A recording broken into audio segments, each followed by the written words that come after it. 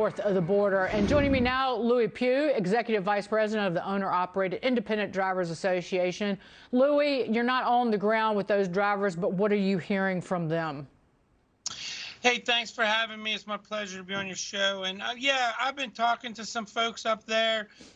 We have a board of director member actually lives in Canada.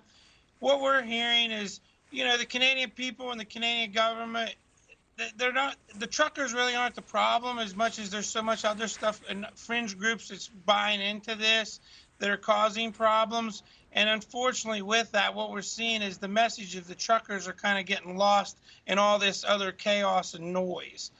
What's that message, Louis? The message from the truckers? Yeah.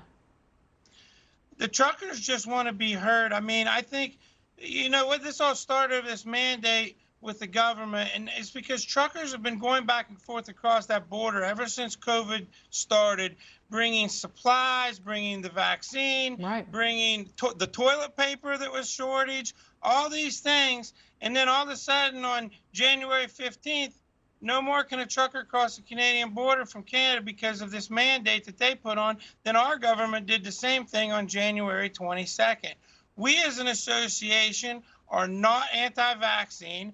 Truckers aren't anti-vaccine. They're just anti-mandate. Truckers have been overregulated for the last 40 years. I mean, they have this huge book that truckers have to follow, and we just keep adding more and more regulations to them, all in the name of safety, which a lot of these have nothing to do with safety, and the truckers are just tired of it. And I think this mandate was just sort of the straw that broke the camel's back. Louis, would all of this have been resolved if Trudeau had just had the stones to sit down and talk to these truck drivers?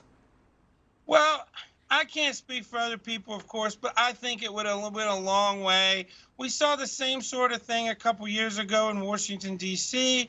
And, you know, in the past administration, they heard the horns, the president remarked on it, some people from the White House came out and talked to the truckers, and they went home. The unfortunate thing is, because we as an association have been here around for almost 50 years now, fighting for the rights of truckers and pushing for some of the things, the unfortunate thing is that nobody's ever went any farther with that. And that's what's real important about anything, any movement like this. You have to have boots on the ground. After the TV cameras go home, after the truckers go home, there has to be people to continually to push that message. Louis Pugh, thanks so much for being here. Take care. Thanks. Thank you for having me, ma'am. You have a wonderful day. You too.